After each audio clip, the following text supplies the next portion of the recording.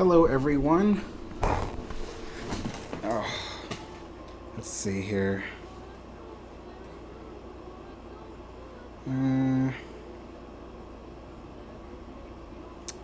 Oh, wrong app.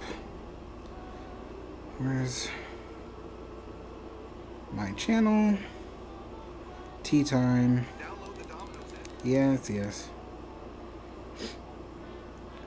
Okay, so we got Kevin here. We got, who else? Tyler. Conrad. Ryan.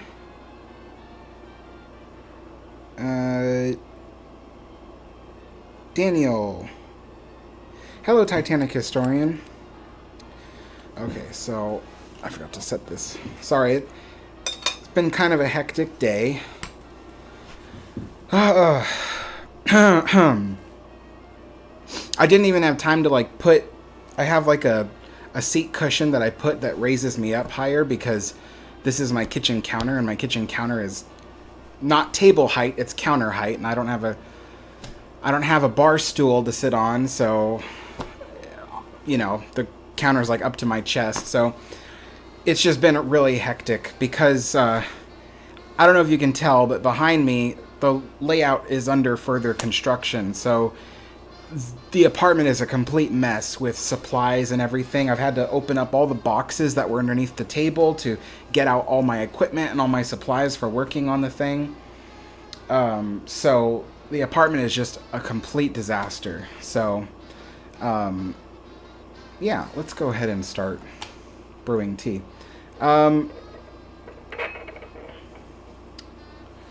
Let's see. Oh, my chat is not keeping up with...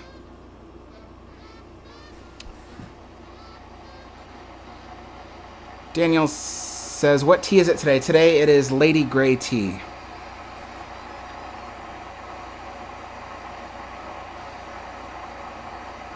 Hello, Sylvia. You know, honestly, it's kind of a warm day today. I have the air conditioner on, hence the change in poster. And I am sweating. Set that aside. So, yeah.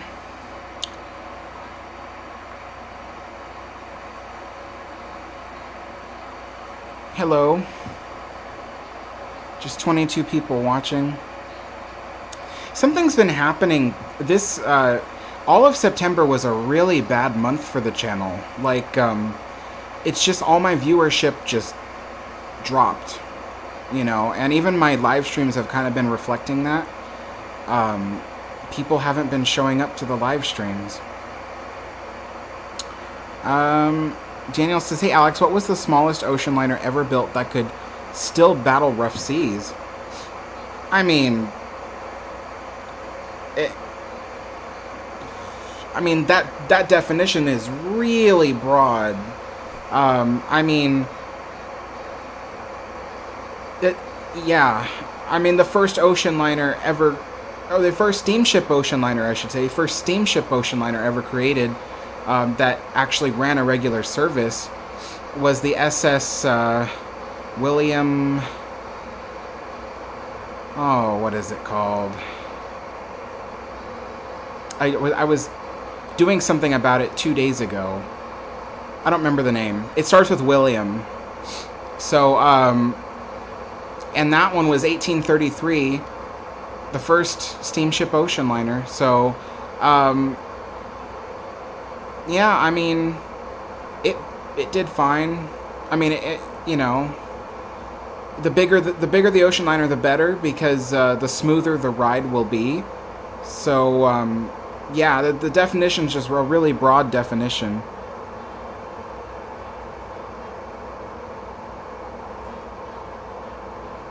Tyler says Royal William. That's it, Royal William. Yeah, SS Royal William, 1833, was its first voyage across the Atlantic.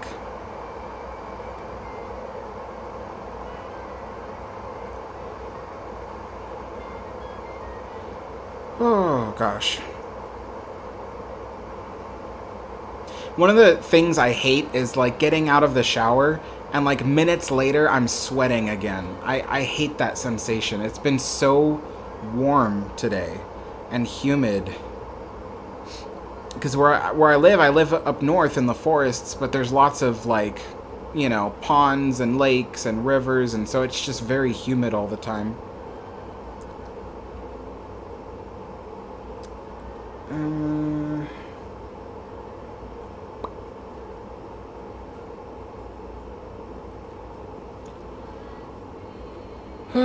Yeah, so some of the work I've been doing on the train layout behind me is, oh, Peden, thank you very much.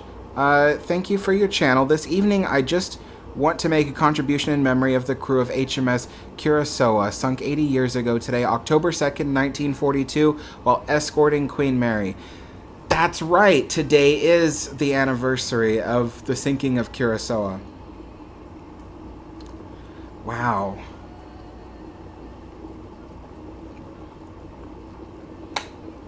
That is crazy. Yeah, just a little bit about the Curaçao. It was helping to... Oh, that's what I'm missing. I need the cup. Hold on.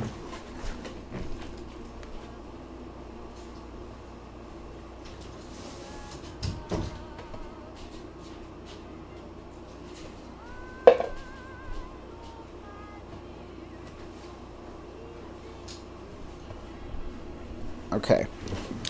Yeah, I need the cup for draining this stuff, or else I can't... I knew I was forgetting something. Yeah, so Curaçao was escorting RMS Queen Mary as she was on her way to the Clyde during World War II, October 1942. Now, the Queen Mary, she was often fast enough that she could outrun her escorts in open ocean, but when she was leaving or approaching a port or land or whatever, she had to, she moved quite slowly, and that's when she needed escort. So as she was coming in to the British Isles, Queen Mary needed escort, and so they had sent Curaçao to do it. And the Queen Mary was on a zigzag course to throw off any enemies. Curaçao knew this, but Curaçao was under the impression that that escorts had the right of way. Queen Mary was told that the Queen Mary had the right of way. And because of that mix-up, and it was mostly due on the part of the captain of the Curaçao, the two had collided. It was simply too late. The Queen Mary had made a sharp turn, they were on a collision course, and because both thought they had the right of way, neither of them turned before it was too late. Too late means, just seconds before impact, and that's simply too short of a time to turn either ship. So they were just, on a collision path. Queen Mary sliced right through HMS Curaçao, killing over 300 men on board. They had drowned and perished in the resulting disaster. Queen Mary was on strict orders not to stop for anything or anyone because of the possibility of, a torpedo hitting the Queen Mary and killing all 15,000 troops aboard. So Queen Mary could not stop. And yeah, that is the story. Ryan says the train setup has changed. Yeah, so like I was trying to get at, so there's just repair work being done so far. So I had to pull up all the track. So I literally peeled it right off of the layout because it was not properly glued. I was using a different type of glue back then, and I thought this will be perfect. And it turned out not to be. And so I used this time silicone caulk sealant. And so the reason why is you don't want something that is so permanent you'll never be able to rip it off. But you don't want something that will easily just, like the track will just come right off like it was doing. So I basically glued all the track back down, and then while I was pulling it up, I noticed that some of the wiring that was soldered to the track was not connected anymore.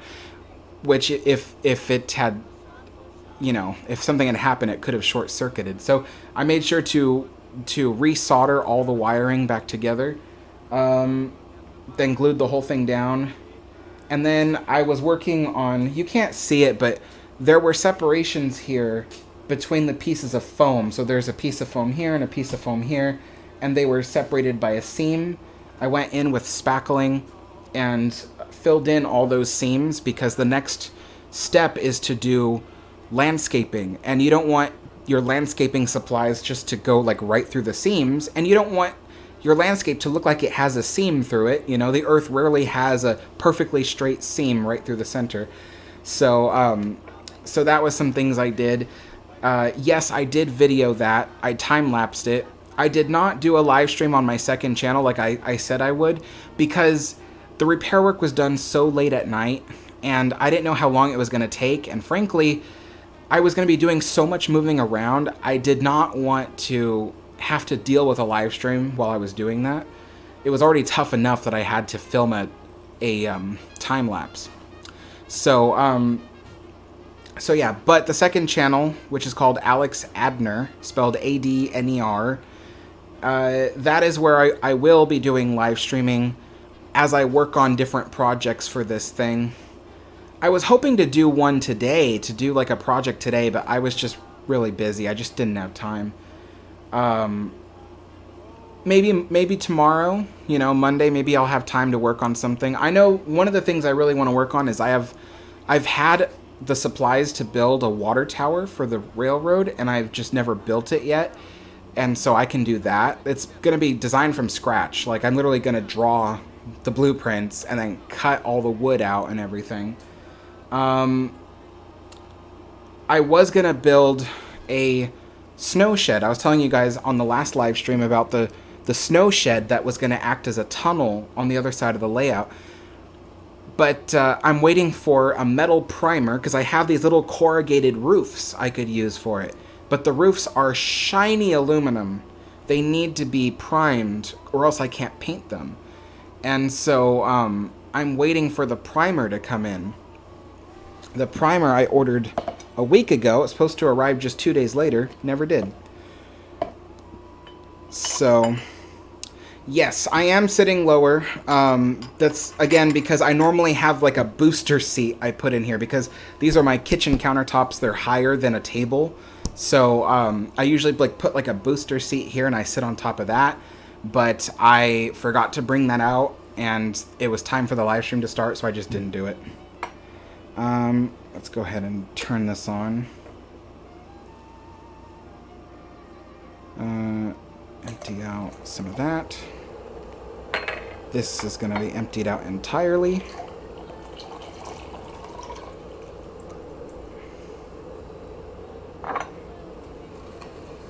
It makes it harder for sure not having that booster seat, because I can't reach over everything. I'll just go get it real quick. It's going to annoy the crud out of me.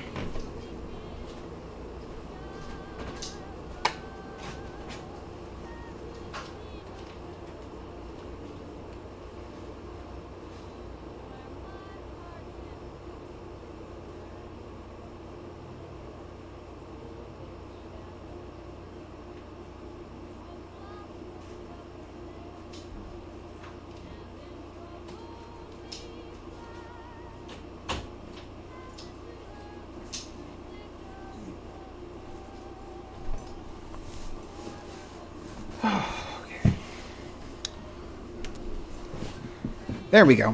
What is the booster seat, you ask? It is a pile of blankets and pillow. Hold on, there's a knock at my door.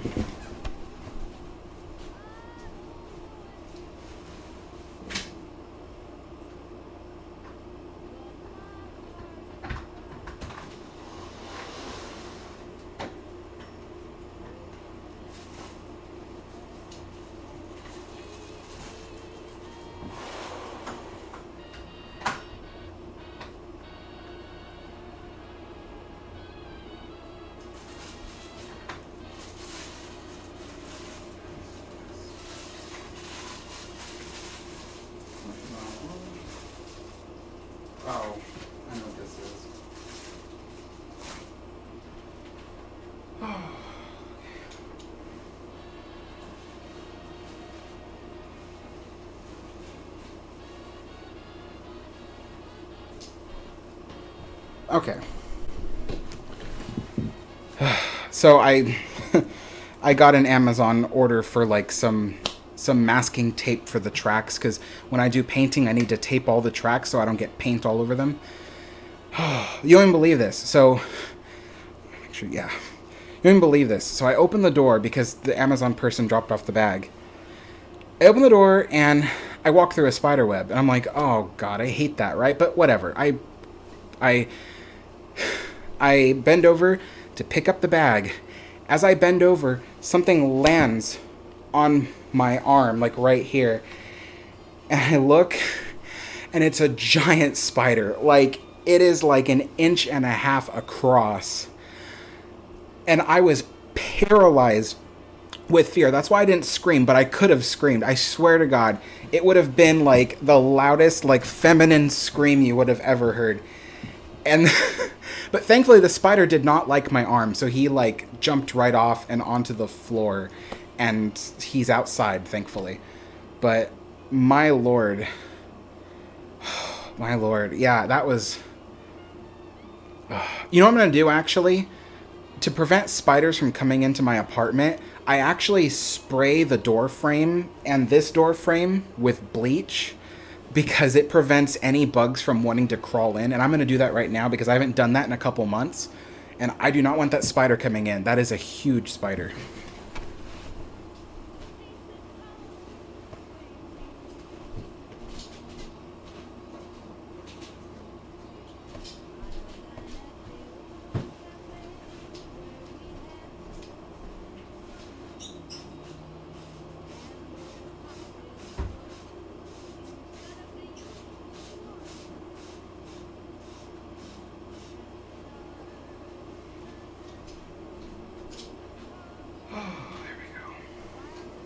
Okay, that makes me feel a lot better because it's a trick I learned. If you don't want like if you've got like a front door or a back door or a window that has huge gaps in the seams, one of the ways I prevent bugs from crawling in is just to spray the seams with bleach every like 2 or 3 months. And it works. Bugs do not like crossing that line because they pick up on the scents and stuff, and it just smells like. Now I feel like I have the creepy crawlies all over me because that huge spider landed on me. Gosh. Yeah, this wasn't a wolf spider. This was like a giant red orb weaver. Yeah, it was a giant red orb weaver spider. So, I'm out of breath. Okay, back to boiling that again. I'm gonna have to pour back some of this water because this thing got cool.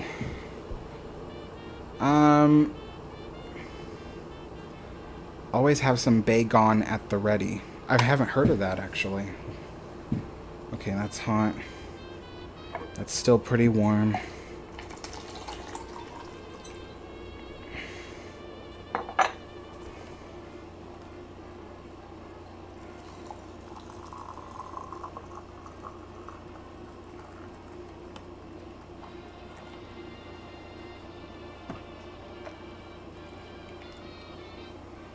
Okay, I'm just gonna let this cool just a few degrees because the Lady Grey tea that I'm drinking today is really sensitive to heat, like me. So yeah, you do not want to drop it in really hot temperatures. That was a huge spider that landed on me, you guys. Like, I am still reeling from the trauma. I can smell the bleach too. Well, nobody said bleach was pleasant. It just keeps the spiders out, that's all. Okay. Lady Grey is the tea today. Oh, Celia says that Baygon is bug spray. Okay. Conrad says, you'll soon be the last 0-30 person alive. I know, right? So many 0-30 fanatics are aging out of I don't know a nice way to say it, existence. And a lot of them have even retired their ON30 layouts because they're afraid that, they just, they're too old. They can't get, they can't keep them anymore. But I know some people who are still young and are getting into ON30, so. Hey, Mark, how's it going? It's a public holiday here in not Australia. In New Zealand, but I think Oz means New Zealand, right? Because I think you told me you were from New Zealand. Washing windows and listening in. Awesome. Ryan says, what's your favorite room on the Queen Mary? I assume you mean public room. And if you're asking a public room, then I got two different ones. One that's still in existence would be the first class main lounge on Promenade Deck. But of one that does not exist, my favorite room is the second class overflow lounge on A deck. That is a beautiful room that no longer exists.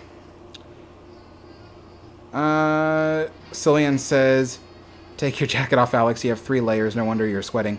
If I take my jacket off, then I get people who are like, you can't have tea without a jacket. And because they're watching a video, so they don't know what the temperature is in here.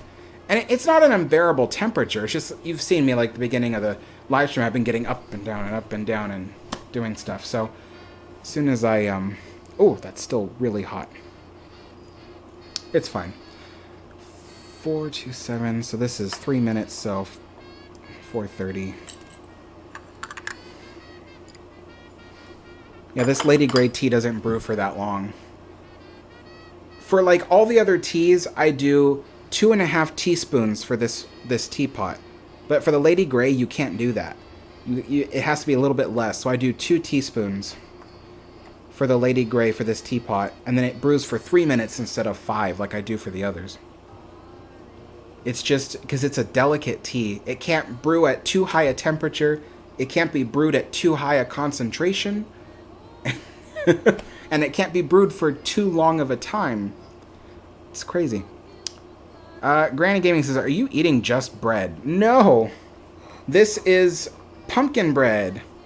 So it's yeah. I made it, actually. So last time I had pumpkin bread on the live stream, I bought it. But this one I actually made. Because I used to make pumpkin bread every year during this time of year. And I thought to myself, I'm like, well, why not? It's not that hard. It's not the easiest thing to do, but it's not that hard. And so I made 2 loaves of pumpkin bread. Not for me. It was for my family, but I kept my own pumpkin bread for myself. So, yeah, and it's got little toasted pumpkin seeds on top. So, yeah, it's for this time of year. I love fall time.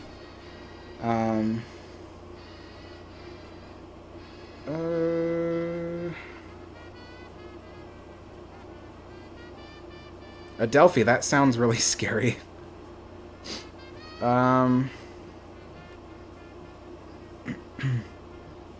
Mike, yeah, that's right. Disney did make up most of that stuff back then. Granny Gaming says, what happened to the train camera? Well, you must have tuned in recently. The train layout is under construction, so I can't run the trains right now. Yesterday, the tracks were completely repaired, so I had ripped them all up off the layout. I had completely glued them back down after soldering the wires back to the track because some of the wires came loose, and so I had to solder them back together. So the whole layout is under construction. There's no way to run them today. And I told you guys that in the last live stream that would happen. I said last Wednesday, take a good look because this is the last time you see the layout the way it looks. It's undergoing, construction now. So now that the tracks are repaired, the next phase is to start working on the landscaping. So I'm going to be forming the mountains and the hills, the river, the gorge, the stuff like that. And then I am also going to be working on building a water tower and a snow shed. So there's going to be a lot of stuff. I might even at some point start work on the engine house, the engine house. the thing about the engine house is I have very specific ideas of how I want it to look, and so I'm kind of worried that I might need some other things for that, but I want to see if I can build it 100% myself so I can save money. Because I don't want to have to keep buying new supplies every time I want to build something new. I have all the supplies I need to build a lot of stuff. So if I can avoid buying more stuff, then I can just use what I have to build what I need. Landry McQueen says, today is my dad's birthday. Happy birthday to your dad.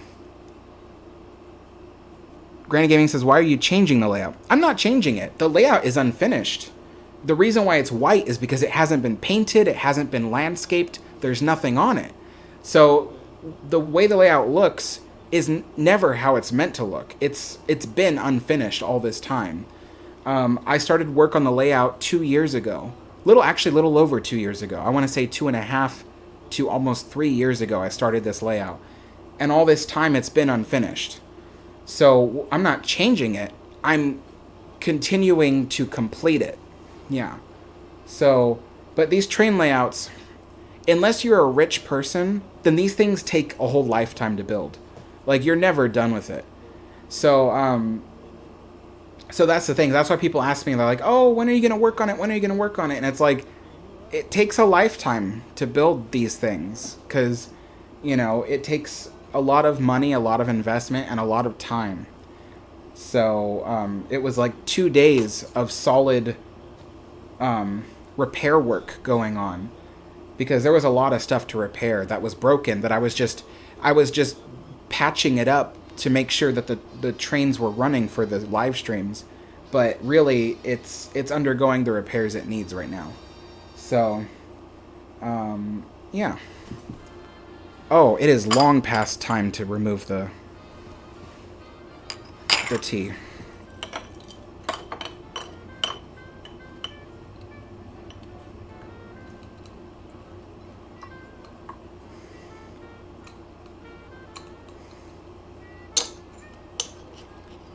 Okay.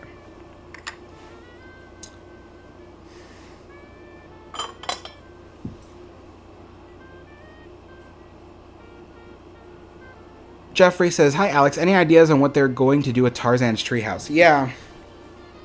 I heard a rumor that, and it's not from anybody official. I don't talk to those official people anymore. You know, those days are long since past. But I heard a rumor that it's not going to be any one particular theme. It's going to be themed after but they call it SEAC. It's the Society of Explorers and Adventurers, which I'm the wrong person to ask about SEA because I really don't care about those kinds of things. But what SEA is, to the best of my understanding, is it's a fictional society of people, explorers and adventurers, and they are the ones that are like somehow related to various attractions at Disneyland, like Jungle Cruise and Big Thunder Mountain and so on and so forth. And they're kind of like the backstory that was retroactively added in to tie all these things together around the world, to make it seem like these rides that have nothing to do with one another have something to do with one another. And so supposedly, according to the rumor, the treehouse will be like their little headquarters. So it's not sticking with Encanto. It's not sticking with Tarzan or Swiss Family. It's gonna just be a treehouse that acts as the headquarters of the Society of Explorers and Adventurers.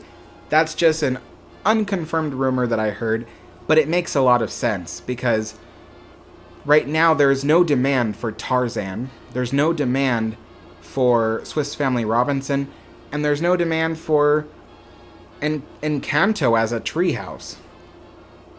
So it was kind of like, what else do you do with it then? And that makes the most sense, to be honest.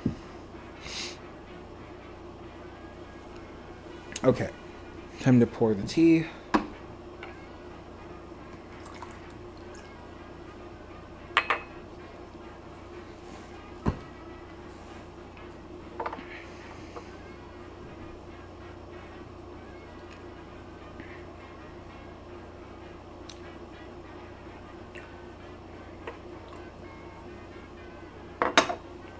Now with Lady Grey tea, I don't use milk.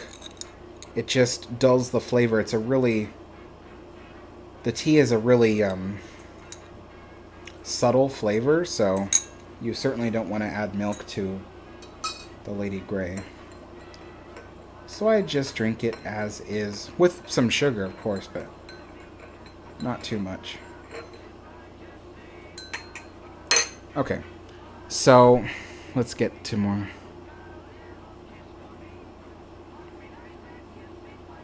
Granny Gaming says, why did you leave the layout unfinished for so long? That's actually a good question. So, before I left California, this was 2020, the layout was still brand new. My friend had built the table that it sits on. It's a custom-built table designed to collapse so you can move it. Really cool. And, and then after I received the table, I started drilling through it to put the wiring. I put the foam layers on. You need foam when you're building a layout. It makes it easier to install things like trees and buildings. So I installed the foam layers. I installed the track, all that stuff. Built the bridges myself, that kind of thing. But then I needed to leave California. The pandemic happened.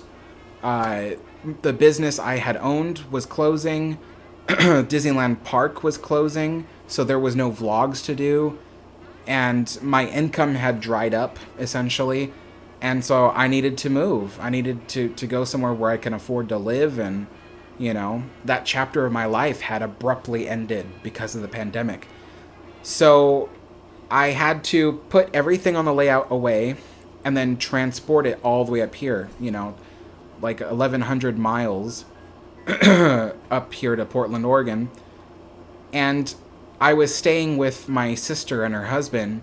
I was renting a room from them. So my bedroom was not large enough for this layout. This layout is 4 feet by 8 feet. That's approximately a little over 1 meter by 2 meters. Almost 2 meters.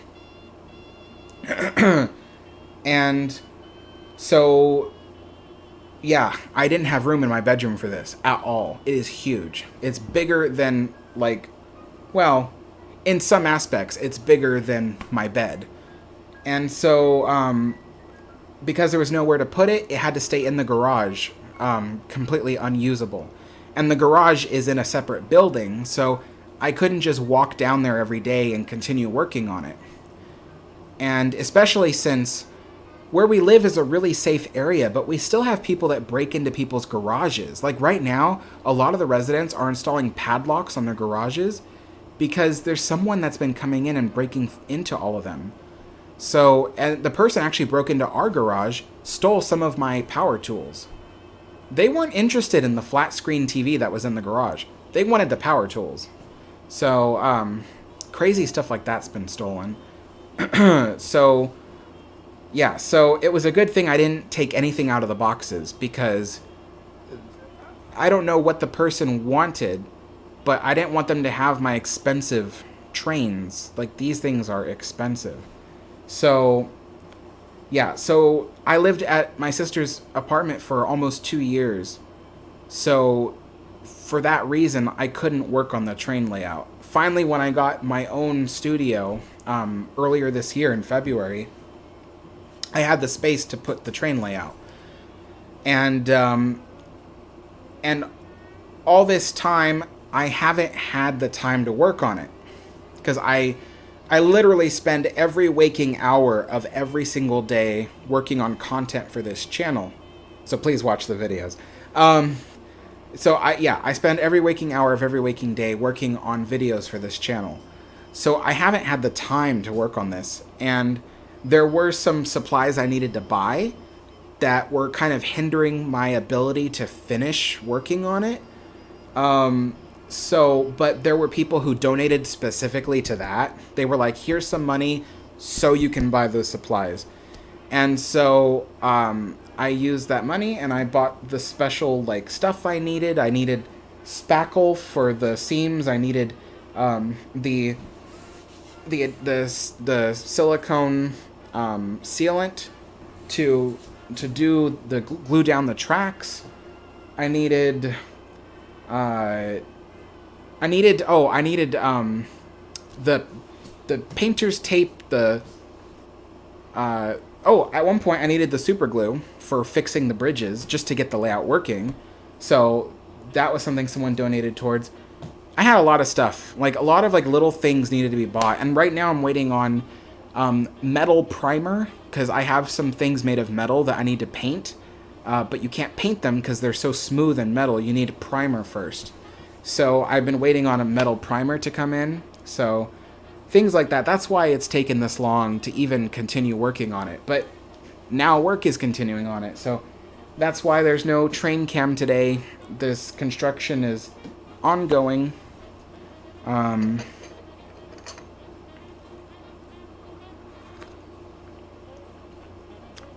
That's tasty. Granny Gaming says, what's the best Disney World park? Animal Kingdom. Carl Trotter says, what's your favorite photo of the Queen Mary? It'd be difficult to describe it. But I mean, there's a photo of the Queen Mary in a harbor. And I do not own this photo, by the way. I don't have it anywhere because I can't find a good version of it. They're always very low pixelated, like really badly pixelated. But there is an interesting photo of the Queen Mary sitting in a harbor. And yeah, and there's like smoke coming out the stacks and she's just sitting in the harbor. It's a beautiful photo, but it's always super pixelated. I think the photo might have been taken during her last great cruise as she was coming through South America, but yeah, but I don't have that photo, so I could easily get that photo, but the thing is it's really low resolution. It's not even worth pulling it off the internet and keeping it because it looks terrible.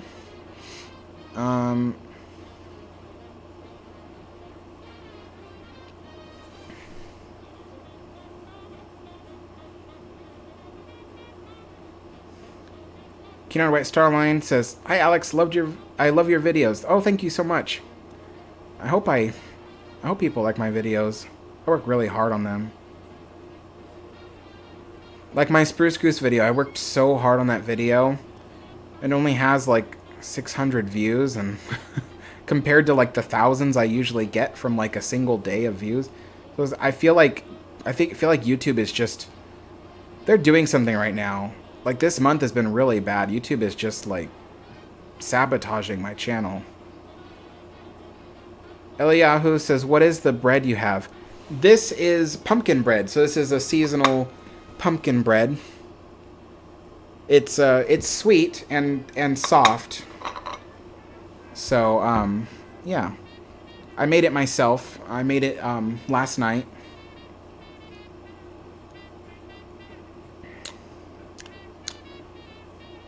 Wolfpack says, what is your favorite Cunard ship that is not Queen Mary?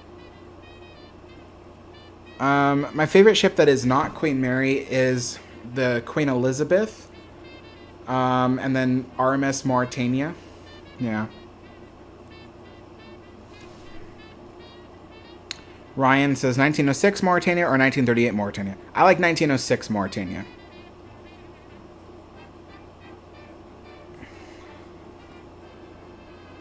K4RNA says, hello Alex and the channel. Got my book and following along with the audiobook. I love it. And anyhow, enjoy the rest of your evening. Thank you so much. And thank you for the donation. Ryan says, love your videos. I learn a lot. Oh, thanks. Yeah, the videos, I love learning about random bits of history that, you know, stuff that generally pertains to this, to a certain field, and And yeah, and I love just learning about it and then making videos about it so I can share my enthusiasm with others. I think there's some people that think all I care about is views. And that's a really inaccurate way to look at me. I mean, views do matter. They do, because why would I work so hard for weeks and weeks on a video if I didn't want people to see it? So yeah, views do matter to me. But I make the videos also because these are things I'm interested in. These are things I like talking about. I like kindling friendships with people who enjoy this stuff. And, you know, and so I think people get this idea that all I care about is fame and glory. And they think that I make this stuff for the views, and that's not why I do it. If I was making content for the views, you guys, I wouldn't be doing history. I would be doing like I would be making videos where like I drink all day long to see how long I can stay sober, you know, or like videos where I travel around the world and stuff my face with all kinds of foods. Like, you know, I'd be making viral content if all I cared about was the views. History does not get a lot of views. It gets a good amount of views for some channels, but if all I cared about was the views, I would not be making this content. This is among the worst content you can make on YouTube if all you care about is views. So, yeah, that's kind of the funny thing. Yeah.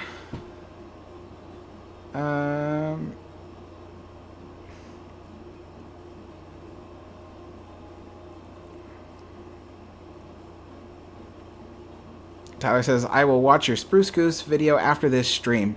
Haven't been able to watch it because I was with my best friend Tony. Oh, okay. Daniel says, did you see my last comment? I had to help with my family. Let me see.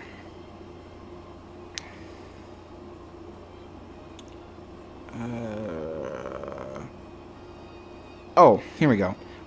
Daniel says, hey Alex, every time I ask you a question, I run out of questions. So if I'd say anything that because I'm thinking of a question, the worst is that I come up if I question after the stream ended. Oh, that was really difficult for me to understand. Every time I ask you a question, I run out of questions. So I'd say anything that because I'm thinking of a question. The worst is that I come up with a question after the stream ended. I think I understand what you mean. When you ask a question, you run out of them, and then the next time you come up with one is after the stream ends. Okay, I think I understand what you mean. Don't feel obligated to ask me a question. You know, if you don't have anything to ask, you don't need to ask something. Let's see.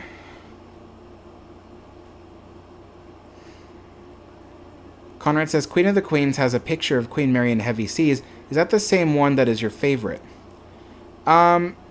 So the one of Queen Mary in heavy seas is not my favorite. The one that's my favorite is the one where she's in a harbor. But I do like that picture a lot of her in World War II. I think the year is 1942, and she's battling 70-foot swells. That's an awesome picture. I don't know if it's in the book. I forget. But I do have a really high-quality version of that photo that I use for, like, my various videos. So I often make my own pumpkin bread. Or pumpkin pastries, in fact. Anything pumpkin, I like to make it myself because I love ginger. I love nutmeg, cinnamon, and, you know, and cloves. And people never put enough of that in pumpkin pastries. Pumpkin pie, pumpkin bread, pumpkin cookies. They don't put enough of those spices in there. So I like to make the pastries myself because I can put the amount of spices that I want in it. And to me, it's really flavorful. So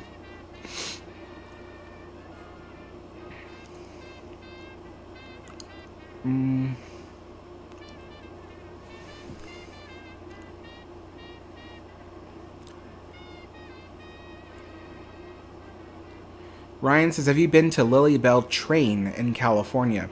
I think you're talking about the Lily Bell private car on the Disneyland Railroad. If so, yes, I used to give tours aboard that. Sylvia says, I never got the sense that you are just here for views. It's quite clear that you are here because you are a true enthusiast. I am. I really am. That's why I do what I do. I'm an enthusiast for stuff. I don't normally listen to live streams, but I made an exception for your channel because you are genuine. Well, thank you. I try to be. I know all these YouTubers who are not genuine, and I look at their channels and I'm just like, man, if you were just a genuine person, you could be so much more appreciated, you know? I love genuine people. I find them so interesting. All my personal friends are people that I selected because they are genuine. I'm not friends with people who are fake. And so, not because I'm a hater on people who are fake, but just because I can have conversations with genuine people, learn who they are and understand them. It's funny, someone on a live stream, I think like a week ago, said that I'm an empath. And I always thought an empath was like a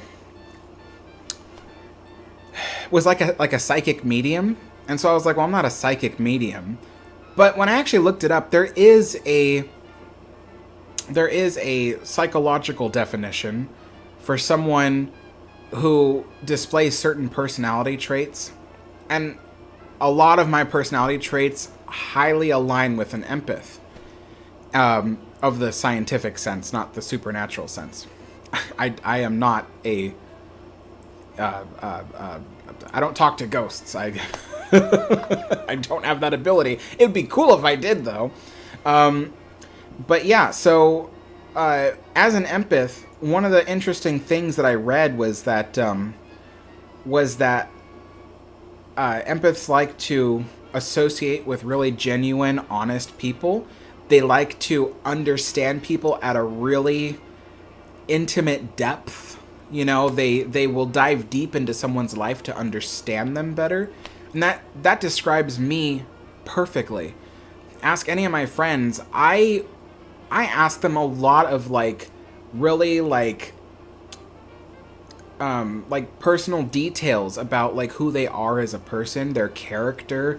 You know, I ask them a lot of philosophical things about themselves. I'm very interested in people. When I meet people for the first time, I really want to know them. And so I ask them lots of things. That can sometimes bother people. Some people are not very open. They don't want you to know who they are or anything. Some people have a facade, not because they want to be fake, but because who they are on the inside is someone that they want to keep secret. And so for someone like me, that's difficult because I like to know people on a personal level. I like to know I like to know them enough that I can kind of predict what they're thinking when they're being silent. And so, because at least then I kind of feel, I don't know, just that I know them really well, you know. So I like having friends that are very open about who they are and are just willing to talk and stuff. And so, yeah, that's kind of something interesting about me, I guess, that I've recently not learned, but just opened my eyes to about myself in the past week. I was kind of like, huh, that's funny. That really does describe me.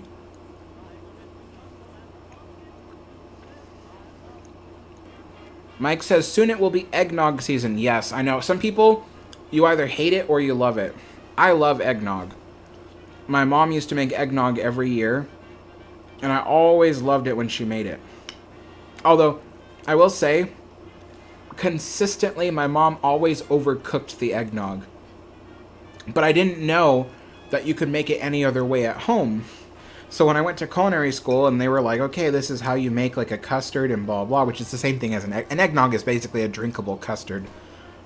And I was like, wait, there's a way you can make it at home and not make it lumpy? So, yeah.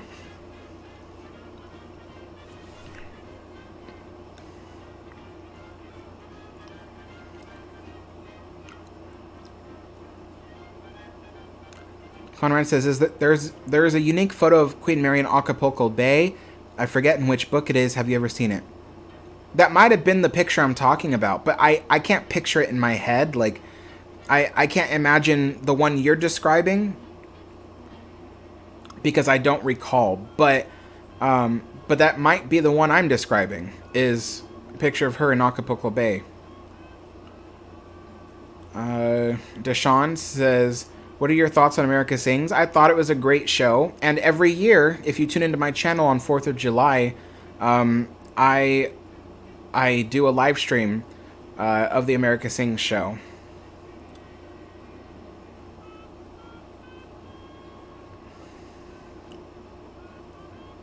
NCC says, do you know what the weather is like on a summer transatlantic crossing? It's generally very calm. It's not warm, but it's not cold. It's usually the best weather, to be honest. Daniel says, do you like watching other model railroad layouts of any scale? Not of any scale, no. I'm very particular about trains. I especially do not like Lionel layouts. I don't have anything against people who have Lionel trains, but to me, they're too much like a toy. And that's what they were. Lionel trains started off as a toy, not as a serious modeling layout. So for that reason, I don't like watching like people's layouts of Lionel stuff because it's just too toy-like. I like stuff that looks realistic. And as this layout progresses, it will look very, very realistic. It will be like the models you see that Disney puts out when they say, oh, we're going to build a new theme park or a new land. Here's what it looks like. Walk around it. That's the kind of like detail I like to put in my model train layouts. So I do not like train layouts that look like toys. I don't have anything against it. I just don't like looking at it.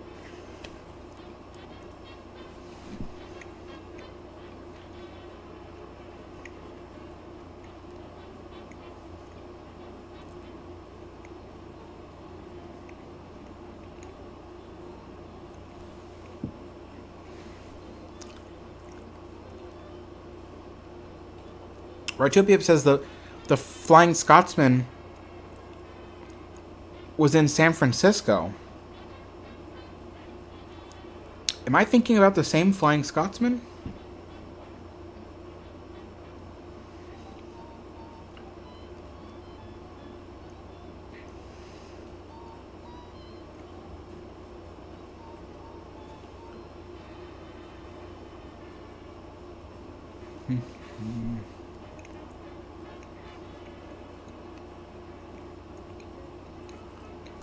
And Tyler, you're very genuine and an open book as well, yeah.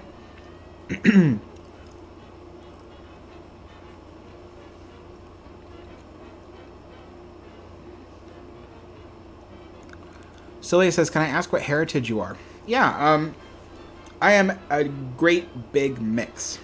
So, on one half of my family, I'm Hispanic. My family came legally from Durango, Mexico in I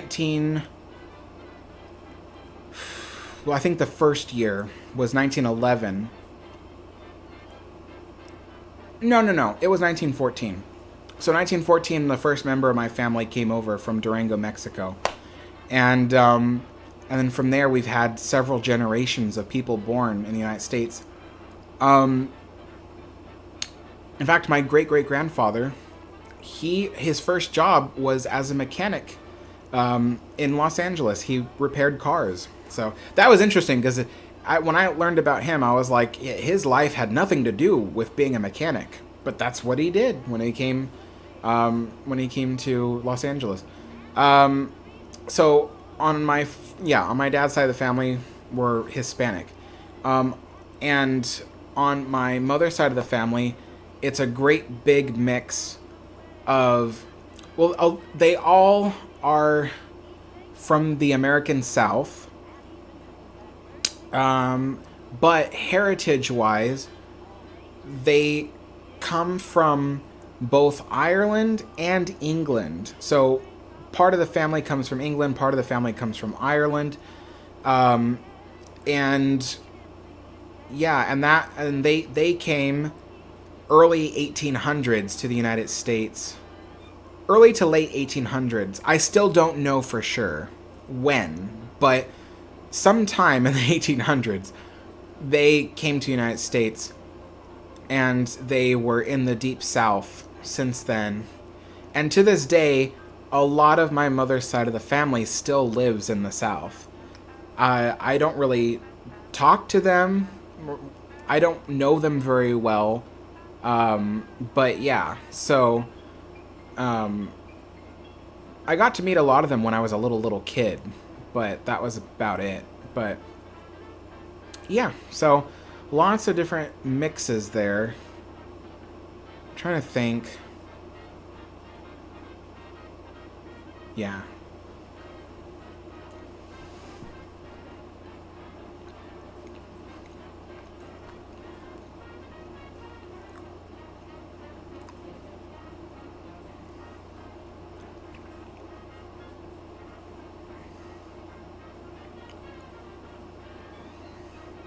Ryan says, why did the submarine get placed next to Queen Mary instead of in a museum or in the white dome on the dock?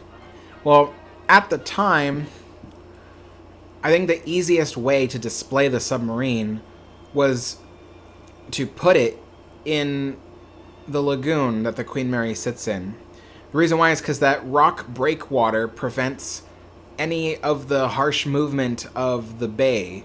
They don't want the submarine to be rocking around when there's people on board touring it. So they felt that putting it in the Queen Mary's little lagoon harbor thing would protect it. And it did. It protected the submarine very well. But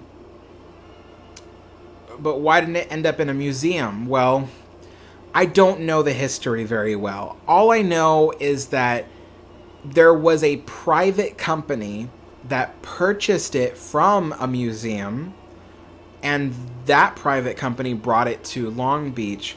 They were a very small company. They weren't rich or anything. They didn't have the ability to build a massive museum. They acquired it. They wanted to create an attraction out of it. They were looking for where they could put it. And I guess somehow putting it next to the Queen Mary just seemed like the easiest option. So yeah, that's why it ended up there. But I will admit, I don't know that much about the submarine. I don't really care about the submarine, if I'm being totally honest. Not because it's Russian. I don't have anything against Russians. It's just, it's a military vessel. I'm not big into military vessels. That's why you probably won't see videos, or at least not too many, about military ships on this channel. There might be one or two ships I might cover. You know, when I go to the UK, my friend really wants to show me the HMS Belfast, and I'm interested in seeing the HMS Belfast, so I might make a video about the HMS Belfast, but I wouldn't want to guarantee people that I'm going to make videos about warships, because I really don't care that much about warships. I appreciate the history of a warship. I just don't want to make videos about it, you know? It's not something that interests me.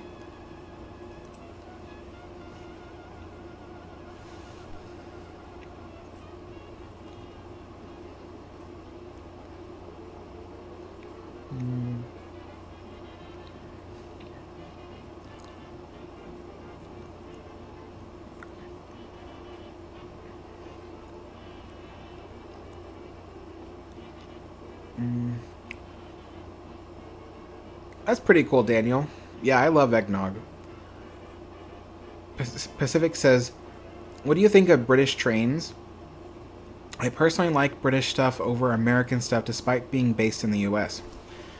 I think some British trains and railroad equipment are cool, but my general interest is in American narrow gauge railroads of the late 1800s. I know it's very specific, you guys, but I'm serious. Like, that's what I'm interested in. I'm not like, I know a lot of people, they think like, oh, Alex is an ocean liner lover. He's a train lover, but that's too broad of a you know, of a definition for me. I'm very into very specific ocean liners, and I'm into very, very specific railroads. And so, yeah, that's kind of what I'm into, is American narrow gauge railroads from the late 1800s. So,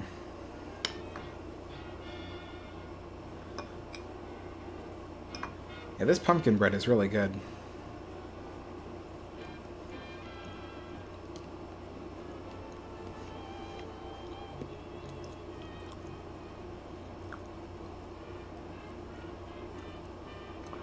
There is one train, I want to say Sweden?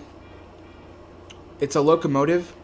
Don't ask me what it is. I don't know. I saw a video of it and I was like, that's a cool looking locomotive. But that's the only time I ever thought an European locomotive looked cool.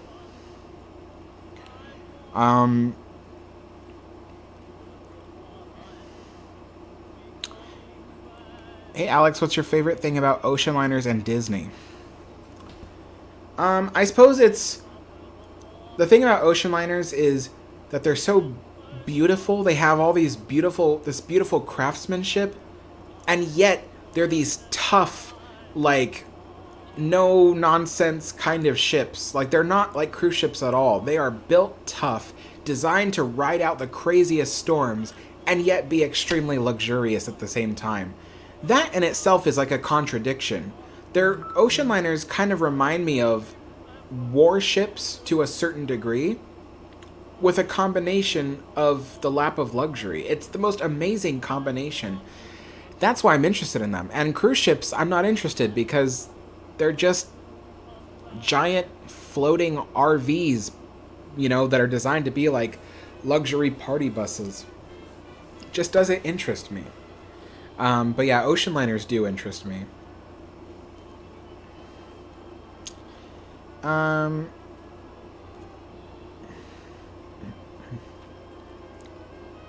Flying Scotsman visited the U.S. from 1969 to 1972. Interesting, I didn't know that. Evan Scott says, I was hoping the Queen Mary would open yesterday. Yeah, I know, I was too. But I don't know, they're still saying fall. So maybe it'll be before November ends, maybe.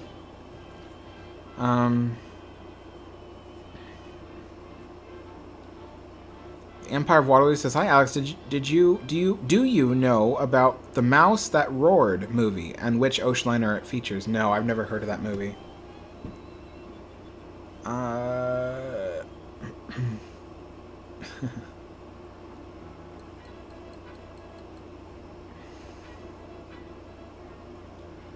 Daniel Ramirez says, one of your family members was in Mexico. Wasn't that during the Mexican Revolution? I don't know. I don't know Mexico history. All I know is in 1914, he needed to provide his family with a better life. So he had his Catholic priest help him to move up here to the United States. The priest got him the papers, sponsored him, did all kinds of stuff, got him up here, and he got here by train. That's what I know. And then after that, he immediately had a job as a mechanic. And he was doing that for a couple of years, and I don't remember what he did afterwards. But, yeah, he did a pretty good job.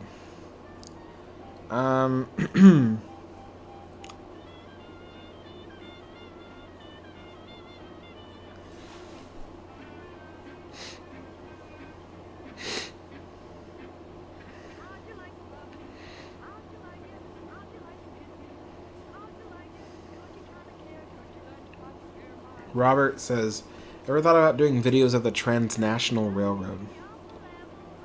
You mean the Transcontinental Railroad? No, I never thought about doing videos of it. At the moment, it doesn't really interest me that much. I can't say anything about the future. Maybe in the future I will be interested, but at the moment I'm not really interested in it. I know the history of the Transcontinental Railroad, but I don't feel like making videos about it.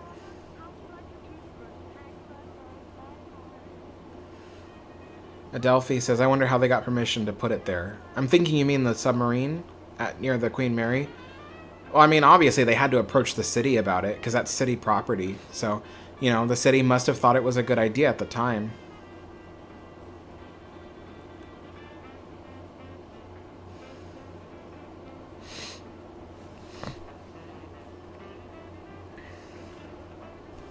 Ryan says, do you have an interest in architecture or is it just a hobby? I have an interest in old architecture. I have yet to find any limit to my interest in certain architecture. So even when it comes to the engineering or design, I still like learning about it. Some of my favorite architecture is late Victorian / Edwardian, all the way through. I think the newest architecture I like is Googie architecture. And that's about it. I don't like modern architecture, like, or I guess what you would call like the latest modern architecture. I don't like that. Googie is like the end of it for me. As for the earliest architecture I can think of, I mean, I love learning about how the Egyptians built temples and things. I think that's really cool. Wow, the air conditioner turned off. Now it's unusually quiet in here, and I'm talking to myself.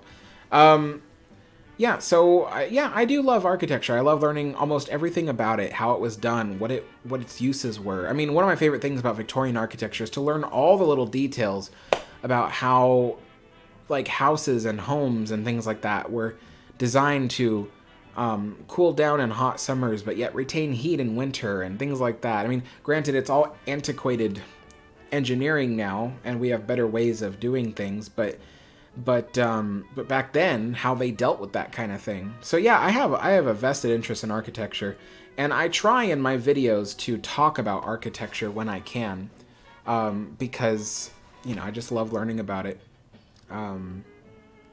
Yeah. Let's see.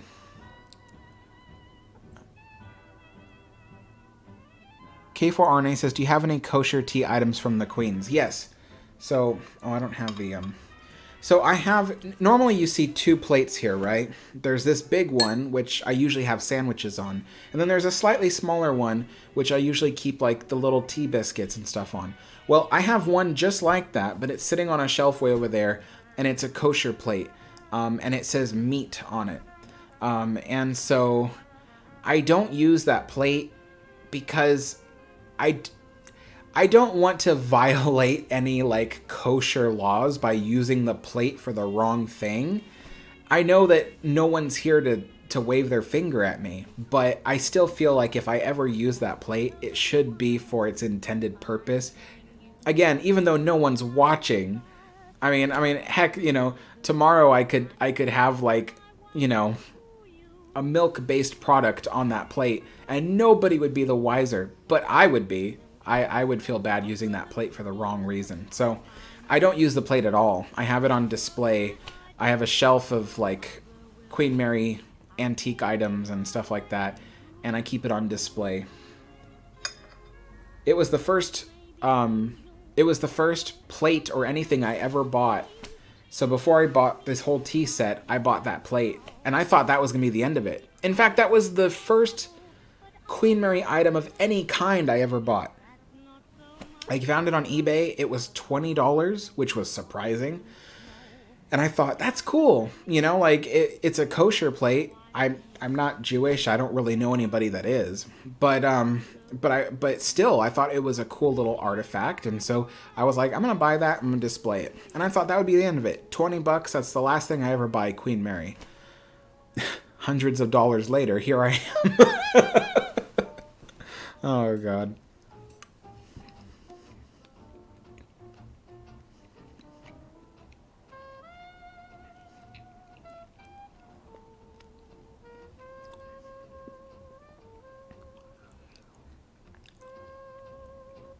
Hey, Alex, I don't expect you to know what this is, but if you're in a Hogwarts house, I think you would be in Hufflepuff. How nice, loyal, friendly you are. Oh, thank you.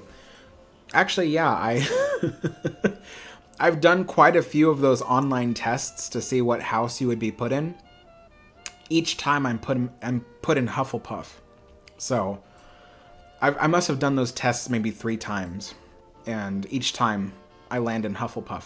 So, yeah, I would be. A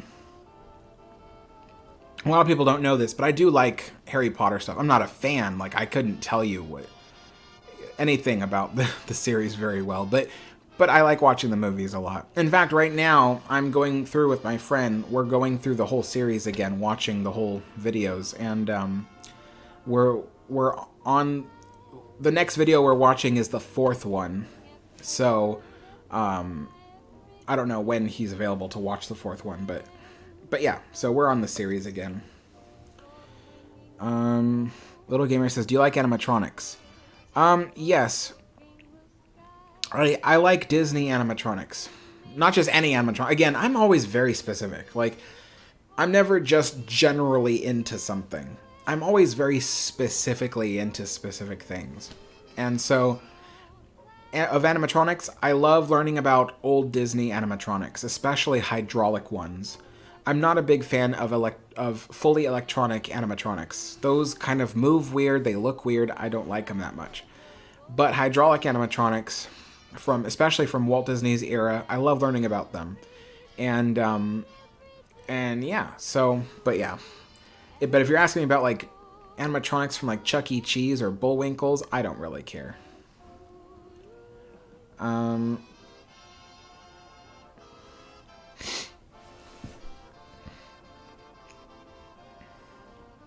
Captain Happy says, have you ever spent any time on a ship at sea? No, I've never been on a ship at sea. I kind of have a big fear of being out in the open ocean. I have a fear of just the ship sinking. So,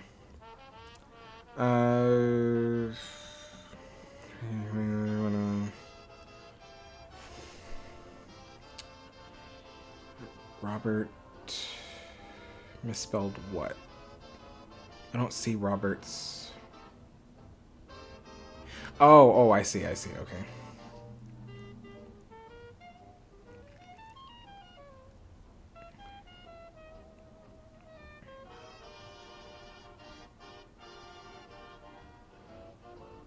Tyler says, hey Alex, I don't know what year it came out, but there's a movie called There's Something About Mary. I never saw it, but if there was to be another regarding a Mary, it should be about Queen Mary. Oh, okay. Yeah. Actually, I do know about the movie There's Something About Mary.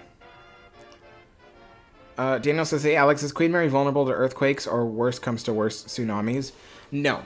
So, the Queen Mary, thankfully, because she is floating, she's not vulnerable to earthquakes. She's lasted this long through some of the biggest California earthquakes we've had in the last, century.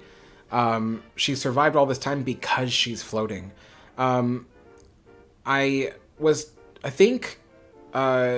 Steve, my friend, I was talking to him, and I asked him, have you ever been on a ship during an earthquake? And he did describe one for me. I don't know if it was the Northridge earthquake, but he did describe an earthquake, that he was staying in one of the rooms on the Queen Mary, and a huge earthquake came, and he barely knew. He did feel the ship kind of slowly rock back and forth, and he says that was weird because obviously when you're on the Queen Mary, it is very still because it's surrounded in a breakwater. The breakwater prevents any movement of the harbor from affecting the Queen Mary. So if a big ship goes by, it won't leave a wake that will make the ship move. So the fact that the Queen Mary was moving told him that something was going on, and that's when he later learned that there was an earthquake. And the Queen Mary was fine. She just barely gently rocked while the whole city was just shaking. And so, and from what I've heard of stories of people who stayed on board during the Northridge earthquake, they said the same thing. They felt a gentle rocking in their sleep. They woke up to it, very gentle rocking, but outside, car alarms were going off and the lamp posts were shaking, and, but the Queen Mary wasn't affected because she was floating. And so, and she still floats to this day. I know there's so many people out there that have it wrong. They're like, oh, she's she's buried in the mud, or, oh, she's sitting on concrete pylons. And I don't know where these people got that information, but it is not true at all. She is floating. She has to be, because she would be the largest ship to ever be permanently put on land. It would be weird. No one's done that before for a ship this size, permanently on land. So, so the easiest way to take care of her is if she's floating. And so, yeah, so she would be fine during an earthquake. And during a tsunami, it depends on how big the tsunami is. I think that they estimated the largest tsunami that could hit Southern California would have maybe 8 to 10 feet of surge, which is certainly significant. People will die with that kind of surge. But, and this is a big but, I don't know that it would spell certain doom for the ship. Yeah, I don't know. It could. You see, the Queen Mary, as she sits in Long Beach, she has a draft of 34 feet. I know originally she has a draft of 39, but she sits about 5 feet higher out of the water than she did back then. So she has a draft of 34 feet. So raising her 10 feet above the line of the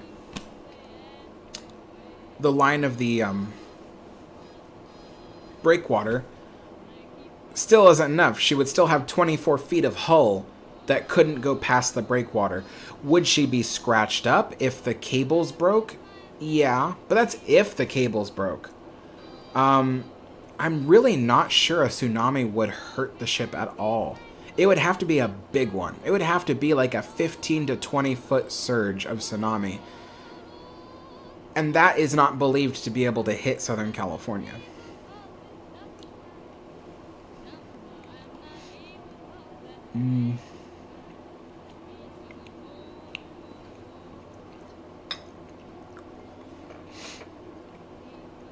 Aurora says, how come the Queen Mary 2 does not have the blue ribbon? The reason why is because she doesn't need to.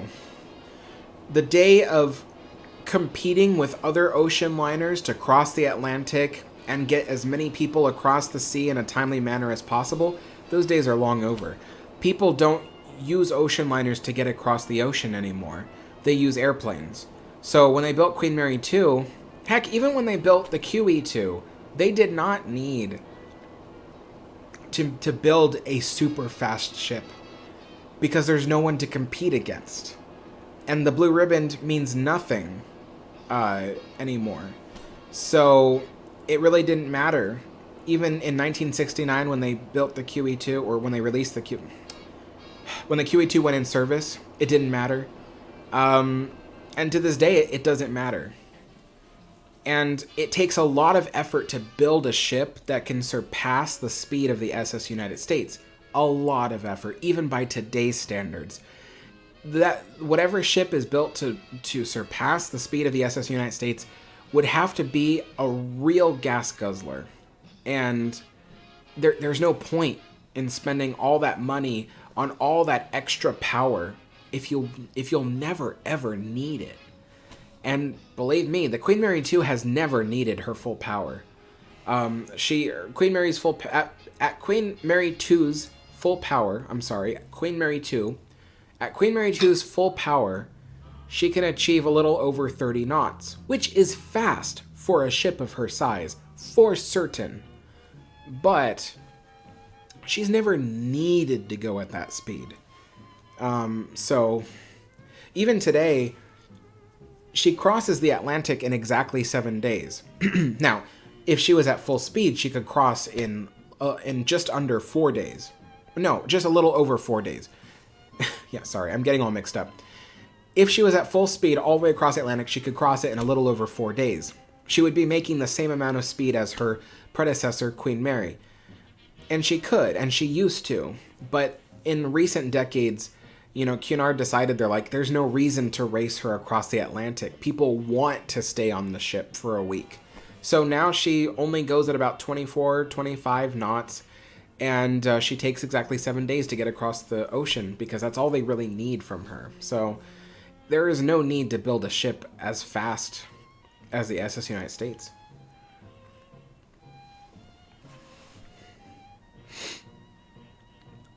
It's Woody says, good morning from the Philippines, Alex. Have you been to Tammy's Hobbies in Beaverton? Spent a lot of time there as a kid. At the time, they had a lot of train supplies. No, I haven't been to Tammy's Hobbies, but maybe in the coming months I'll be able to go there. I don't have a car. I don't drive because of anxiety. Believe me, I've gotten almost in some really bad car wrecks because of my anxiety. So I don't drive anymore for the sake of keeping people alive. So it's hard for me to get around. So that's why I order everything I need, because I can't go anywhere. But in the coming months I might be able to go. So we'll see.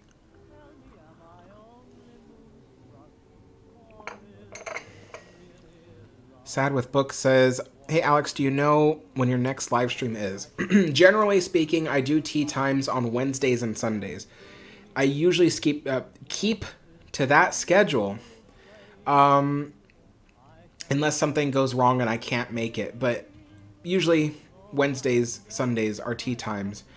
And then occasionally I'll take a Tuesday to do a live stream of like Titanic or something.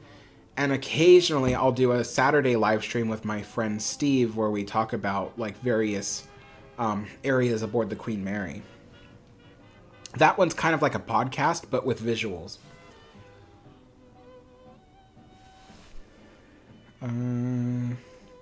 Cunard says, we're in the middle of Jewish high holidays right now. Oh, interesting. What are the high holidays? Evan says, when are you playing the Titanic demo again? I could do it this Tuesday, to be honest. I was thinking about it. I've been waiting for Titanic Honor and Glory to update their game to include more areas so that I could show you guys something new that I haven't shown you before, but they're taking a long time, and I don't know how much longer people can wait before I do another one of those live streams, so I might just do the live stream maybe Tuesday.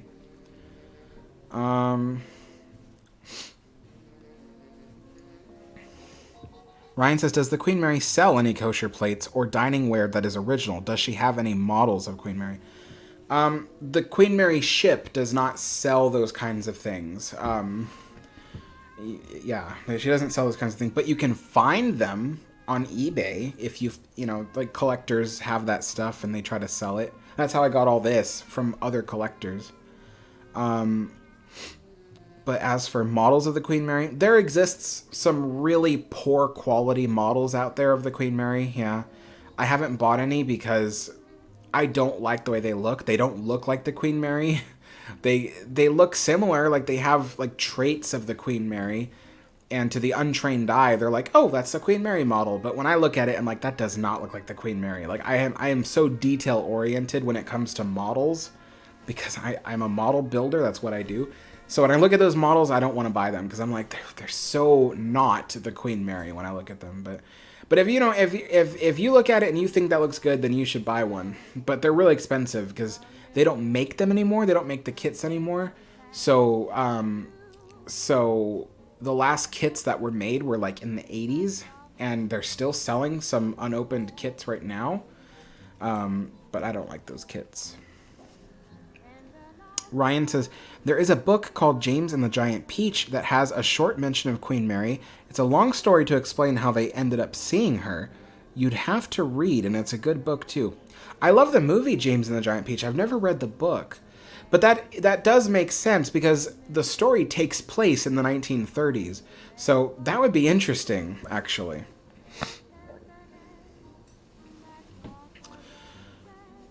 Hey Alex, what's your opinion on Queen Elizabeth's death and Prince Charles as king? So I did a live stream on the day that Queen Elizabeth died, talking about my thoughts about Queen Elizabeth. Without creating a 30-minute conversation all over again, I will say that she has been a major influence on my life and my YouTube channel. I think that she was a wonderful person. I am really sad that she is gone. Obviously, we all knew that one day it would happen. But I was very, very sad when it happened. And I described all my thoughts in detail in that live stream. It was posted literally the day she died. I woke up, heard the news. I was shocked, and then I immediately scheduled the live stream because I wanted to, express how I felt in that moment. Because again, like I've always looked up to, Queen Elizabeth II. As for King Charles, I am feeling positive about the future. I think that there's a lot of uncertainty about him because people think, he's been a very opinionated person. He's been very outspoken about what he likes versus what he dislikes, and that's not usually good for a monarch to do because monarchs are supposed to stay out of that kind of business, but let's also not forget that he has grown up, 70 years of his life. He knows, how a monarch should act. He knew that as soon as he became monarch, he could not be Prince Charles anymore. He had to be the monarch, the king. So I think you will see a different behavior in him in that sense. And that's what we really want, out of a monarch. We want somebody who does not express that. They can believe what they want, but a monarch should not express any bias towards certain things. And I won't get political about monarchies or not monarchies. I personally lean towards monarchy. I do like the idea. I like the idea of the institution as long as it has its own checks and balances. But yeah, and I don't knock anybody that doesn't like monarchy. I understand the appeal. I know a lot of Britons, they look at the United States and they go, now, I like that system. I don't like our system. It's great that we have elected officials, obviously. I love it. I love the fact that we can elect officials. But there is a certain sense that I think that a monarchy is still relevant and necessary in today's life. And the chief reason, the easiest thing I can say, quick and simple, is that here in the United States, the political climate can change like that. It is so fast. One day you have a complete ideal and frame of mind about the politics and the direction of the country. And the next day when the next leader is elected, all of a sudden everything changes. Everything. It's like whiplash. There's no one there to keep the spirit of America alive. It changes with each president. They have their own idea of how they will run the country. And so there's just so much shift. Everything changes. Nothing feels certain. And nothing is certain. There's no one to tell the president, don't do that. Anything like that. But when you think about the monarchy, what's interesting about it is, true, you don't elect the monarch, you don't have any say over that. But what you do have is you can use your voice to say, shut up, don't say that, So if the monarch says something that is not in line with what they are allowed to do, Britons have the ability to get out there on the streets and say, you cannot take a side on this. Why? Because the monarch knows that if the Britons don't like something, they will be in very hot water. And on the other hand, on a completely different note, what's great is if you have a prime minister that you're not particularly fond of and you worry about what they're going to do to the country, there is a certain point where the monarch has the ability to say, I hope you're leading my government well. They have the ability to give the wisdom, the advice. And the great thing about the monarchy is, while the monarchy is full of humans, let's be honest, they're not the embodiment of God like they used to be thought of. They are human. Some of them will do illegal things. Some of them will do very, very good things. It really just depends on the person that is in the family.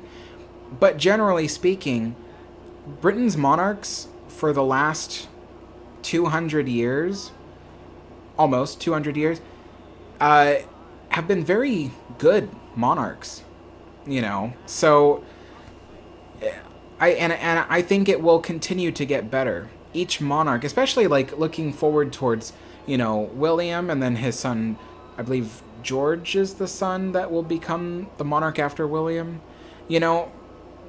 I have a lot of faith in what will happen in the future. But the best part about having that monarchy, though, going back to what I was saying about the whiplash you experience with a change of presidents in the United States, is that even if the prime minister changes in Britain, the monarchy still holds that very Britishness.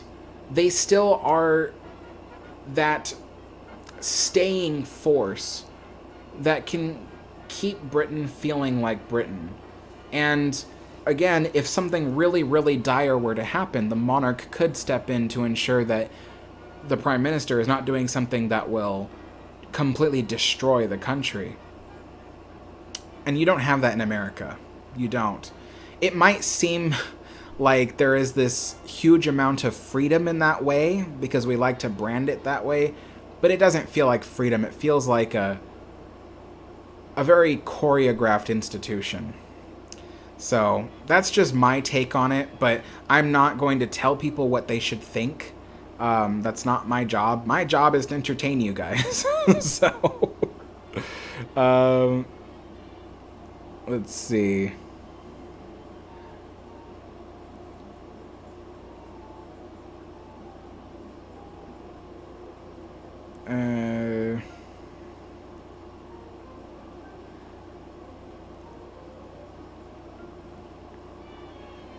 Hey Alex, how thick is RMS Queen Mary's hull plating? The hull plating is an average of 1 inch thick currently. It was originally manufactured 1.25 inches, but after 50 years of corrosion and such, it's gone down to about 1 inch. But it's still about 1 inch thick, depending on what plate you're measuring.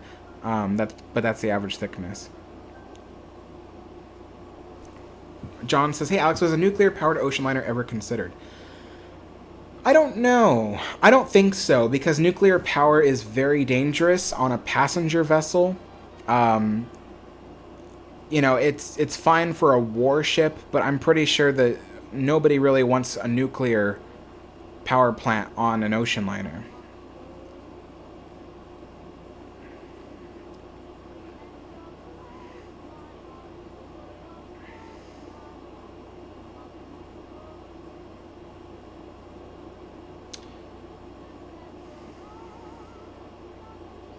Deshaun asks, are you going to do an America Sings video with all the 4 geese in your next 4th of July live stream? I don't know specifically what you mean by all the 4 geese. Are you saying, like, choose a video that features the 4 geese? Because you don't like the video I use every year? Or I'm really not sure. But I plan to do one every year. It's been my tradition since I was a teenager.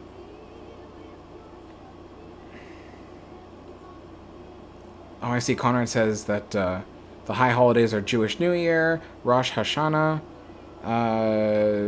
September 25th sundown, Yom Kippur, the Day of Atonement begins this Tuesday or Sunday. Oh, interesting. Okay. I do know that some of these holidays, because up until like 2020, I had a roommate who was Jewish, and so he always talked about this kind of stuff.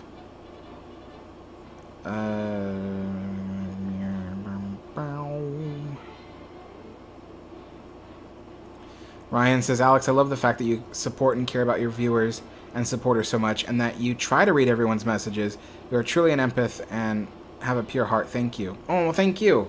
I really do care about people who watch my channel. I know, like, every day I get comments from people who are like, you don't care about nobody. All you want is views. And they're not trying to be trolls. I think what it is that they have experienced so many YouTubers who don't care. And there's a lot of them out there. There's a lot of YouTubers who really just don't care. And you want to like them. They seem like such nice people, you know? Like, there's one I follow, and I think, like, when I see his videos, I'm like, oh, that looks like a really cool guy. Like, it'd be fun to be friends with him. But then, on occasion, he does show some colors that I'm like, you know, this to him is just a way to get money. This to him doesn't really matter. So, I think, like, he's not a bad person, but he's not here for the reasons people think he's here for. And so that's not bad. He provides people with the content they want. I still watch his channel because he provides me the stuff I want to see. But yeah, there are a lot of YouTubers who are like that, who are not really invested in their viewers. They're just here to do what they need to do. I'm here for my viewers. I'm here because, I mean, look at me. Is there someone sitting next to me? No. I got no one to talk to besides you guys sometimes. You know, I've got my friends, and you know, every other night I do like a Discord call with them, and I talk to them, and we hang out, we play video games or something. But aside from that, like, all my friends are in California or in other states, so it's nice to be able to, like, sit down like this with you guys, talk about ships, talk about trains, talk about the monarchy, you know, anything that interests me and you guys. That's why I do this, because I just like talking about stuff that I'm interested in. I think anybody would, you know, and if anybody's interested in something, it's always nice to have someone else that finds that same interest, and you can just, like, talk and talk and talk about it. I mean, me and my friend Chris, we can talk for hours about ships, like the Queen Mary. We can talk for hours about just tons of stuff. We could talk till, like, you know, we're, like, blue in the face about, you know, all kinds of subjects, and I love talking. That is my favorite pastime, so that's why I do this.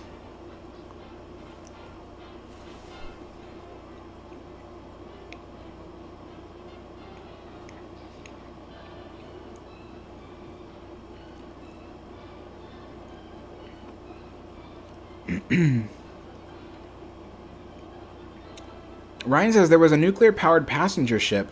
Can't remember the name, but it was a short-lived ship. Interesting. Daniel says, hey, Alex, do you watch Westerns? And if so, what are your favorites? I'm not particularly into Westerns, but I do have one or two that I really like. I'm a big fan of the Western called Tombstone. So, it's a 1990s movie. I became really interested in it because I visited Tombstone. I went to Tombstone, Arizona, and I learned all about the city and its history and Wyatt Earp and all that stuff, and I was like, this is a cool place. So I ended up buying the movie, and I'm a big fan of the movie. I watched it a couple days ago with my friend Chris. He liked the video. He wasn't, like, a big fan, but he liked it, and so, but yeah, I'm a big fan of the movie Tombstone. Another Western. What's another Western that I like? Sad to say, I'm not a fan of, like, the spaghetti Westerns or even, like, the Clint Eastwood Westerns. Like, I'm not a fan of that stuff. It's just very specific movies. I'm trying to think of a Western that I really, really like, besides Tombstone.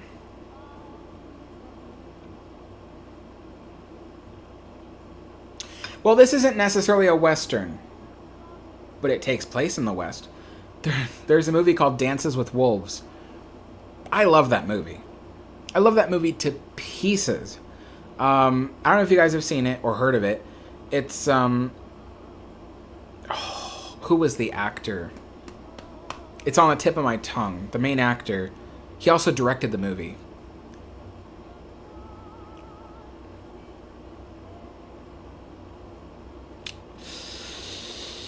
I don't remember his name, but he plays the main, he's the director, but he plays the main character. And he plays a officer of the Union. So this takes place around the Civil War. Kevin Costner. Thank you, Conrad. Kevin Costner. Yes, Kevin Costner plays the main character. And he plays an officer of the Union, and so this takes place around the Civil War time. So it is the Old West, that's for sure. But he's commanding an outpost way out in the plains, and he likes being out there because it's solitary. He likes the solitariness. And he is suddenly abandoned when the Union stops providing his outpost with supplies. So all his men disband and they go their own directions. And he's the only one left. He feels like it's his duty to man the place. That's when he meets a tribe. What is the tribe? It starts with an S.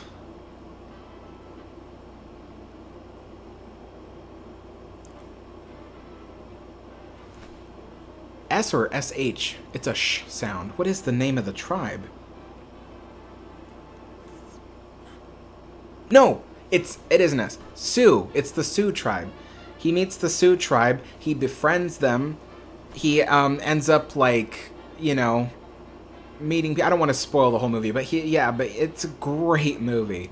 Love Dances with Wolves.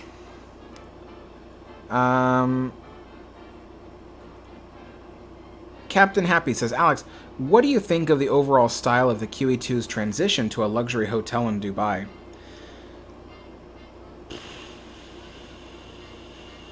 So it's complex because I know some people are like, oh, they've changed it so much and blah blah. You know, I say blah blah, but I do care. I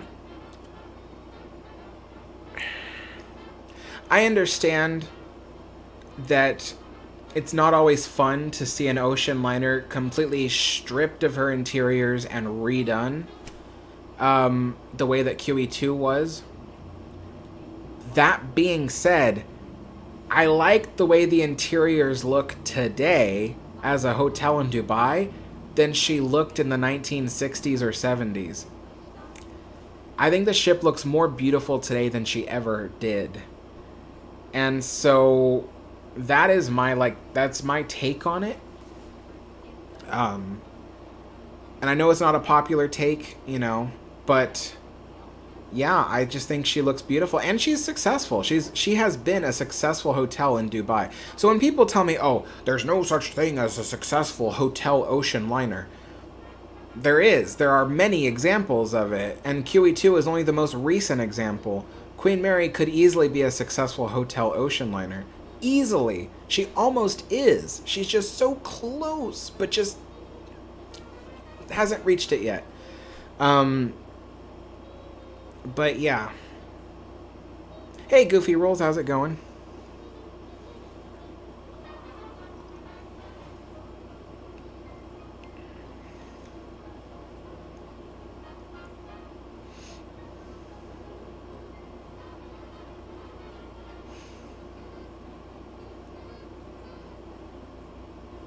Daniel says, did SS Nomadic carry passengers to Queen Mary? Yes, she did. The SS Nomadic did carry passengers from the docks at Cherbourg to the Queen Mary. The Queen Mary would have to sit out in the harbor because her draft was too deep to get into the Cherbourg harbor.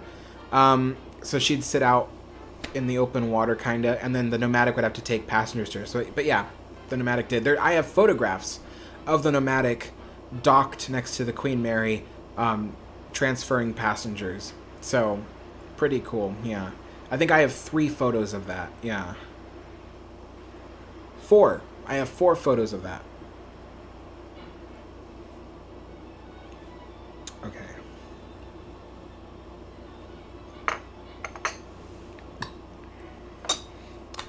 I need more tea, but the tea is stone cold.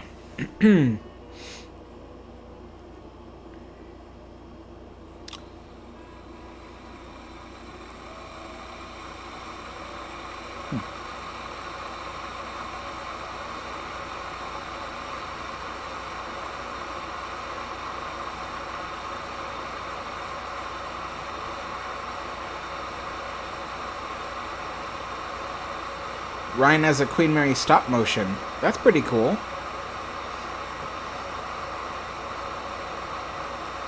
Drake says, hey Alex, it's been a while. Leaving in the morning, moving from California to Arkansas, 1,500 miles. Arkansas? Why Arkansas? Wow.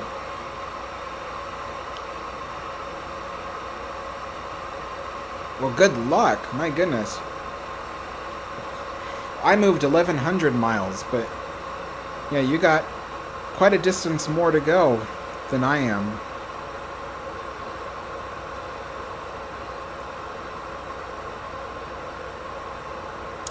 That is the sound of the kettle. It's heating up the water.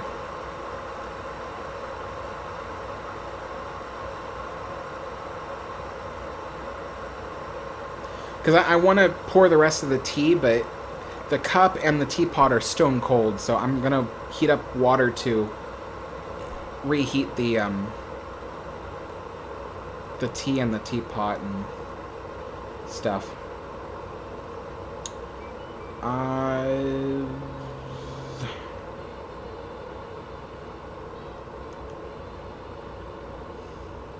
have to cook dinner after this. I don't wanna. I don't feel like cooking dinner tonight.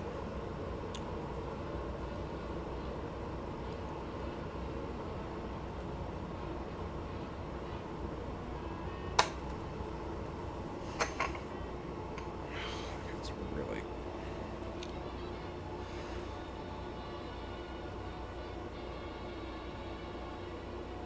Drake says, family and more freedoms. I see.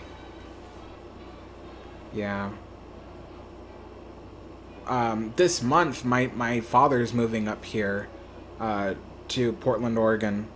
My sister and I have wanted him to move up here since we came up here. You know, like, we just don't like California. I never have liked California. But, you know...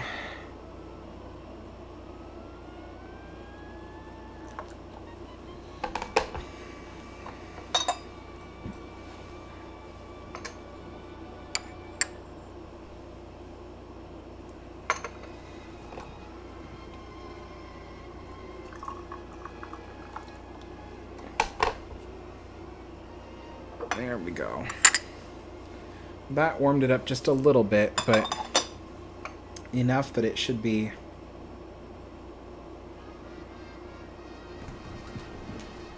Okay.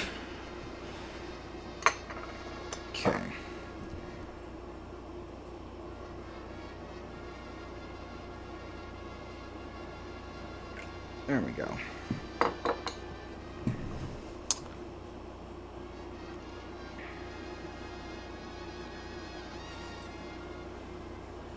Ryan, yeah, I do, yeah. Yeah, I do know that, because the audiobook I'm recording, I've read it already 3 times cover to cover. So I know that book so well because I use it for all my videos. I have other books too, but I mean, that's the one I usually reference because it's so accurate. But yeah, I do know about that.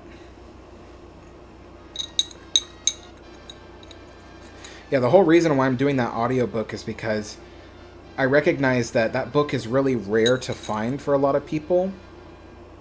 It hasn't been reprinted at all. So it's just had its first printing in 1969 and that was it. So I was like, people are going to want to read this book but not have the ability to get it. And so I was like, I'll convert it to an audiobook so that way it'll last longer, you know. Aurora says, if you had to meet any character from Titanic movie in real life, who would it be?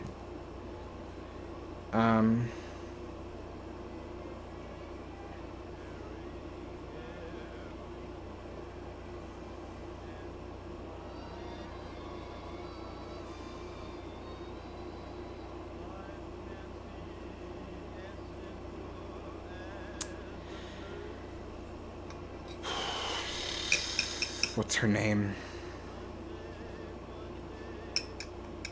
Molly Brown. I would meet Molly Brown. Because I've actually done a little bit of research on Molly Brown. She was an interesting lady, very amazing philanthropist, very inspiring. So yeah, I would want to meet Molly Brown.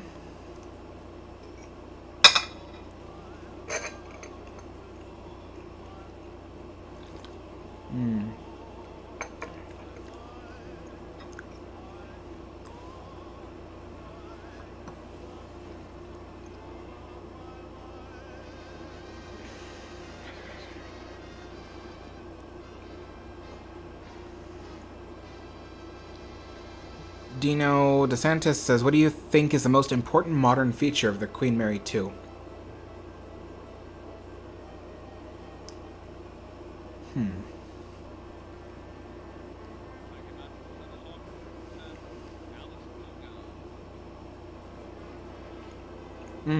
I know.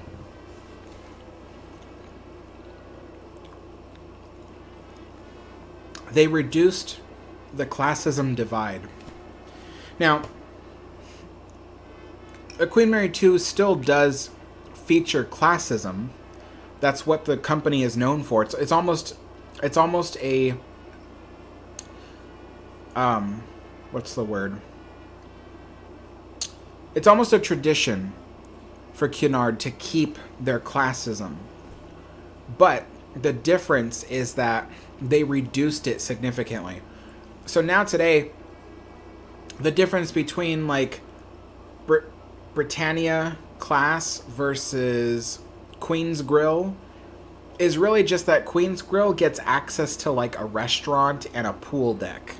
That's about it. So, I mean, they get better rooms, of course. They get better rooms, but there isn't much difference. On the original Queen Mary, the class divide was huge. If you were first class, you had access to a whole deck of beautiful rooms. If you were third class, you had like a couple of rooms spread out over the course of a staircase. But yeah, with Cunard's Queen Mary 2, if you're in the equivalent of third class, which is Britannia Club, you could still roam like 99% of the ship. So it really doesn't affect your vacation at all.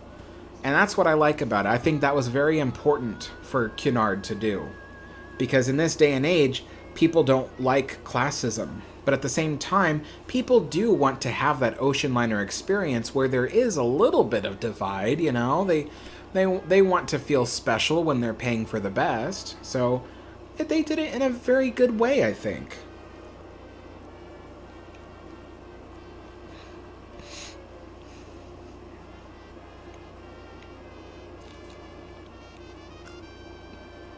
Mike says, why not eating? I'm eating right now. I just took a bite. Oh, you're not talking to me, are you?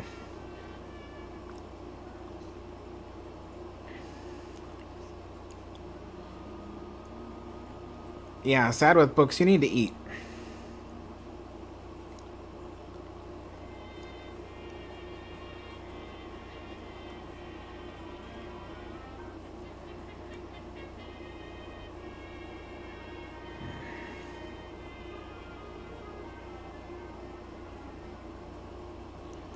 Queen's Girl passengers have a butler also, and a separate bar and afternoon tea. Oh, yeah, that's true. That's true. They do have that as well. James Guy says, Buenos noches from Isla Mujeres. Interesting. Buenos noches.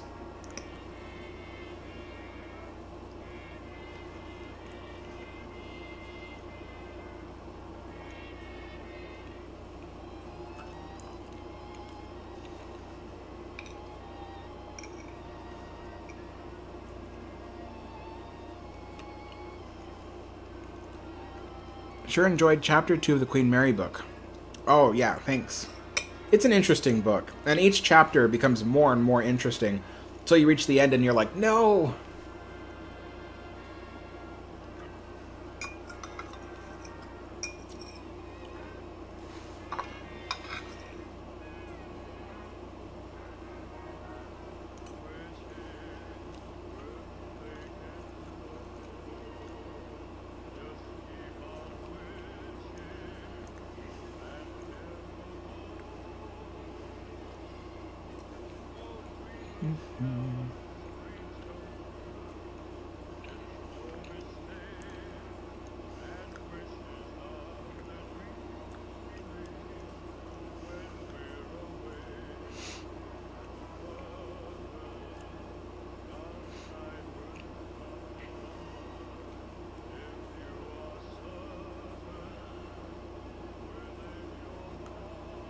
Sylvia says, well, we still have class systems today. You can buy a first-class seat on a plane. Nothing has changed, really. We certainly can't go roaming from our sardine seats into the first-class cabin. That's true. Yeah, the classism has not fully gone away. And it never will, to be honest. I don't think... You know, that's funny. There's people that are like, no, we need to do away with classism altogether. And I don't think that's necessarily true. We should get rid of discrimination, for sure. But I think that if you're paying extra money to feel extra special, there's nothing wrong with that. We live in a, you know, in a capitalist society. Capitalism is not the best, you know, but neither is anything else. It's got its flaws, but I think it's kind of cool when, like, if you pay a little bit extra money, you get a little bit something extra. I think that's cool. I think everybody likes that. They you know, some people like going to a theme park and paying a little extra money to go on a fast lane to get in a ride, or being on the Queen Mary too and having access to a personal butler. You know, it's just added things like that make your experience better. And not everybody wants that, you know. Me, I don't want a butler. I really don't want a butler. I have nothing against people who want a butler, but I don't want one. So they can pay their extra money if they want to have the butler. I have no problems with them doing that. That's their money. That's how they want to spend it. Perfectly fine. I don't want a butler. So if someone were to say, well, we need to get rid of classism, everybody should get a butler on the Queen Mary, I'd be like, well, I wouldn't want one.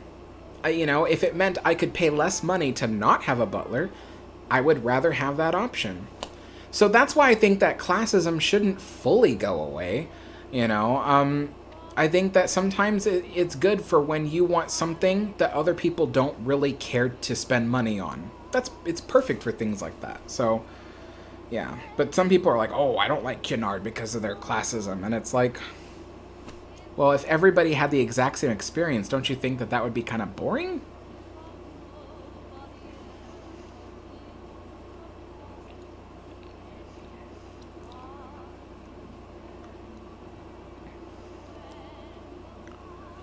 Delphi says, please make a sleep video with your room noise like it is right now. White noise with old music, 10 hours.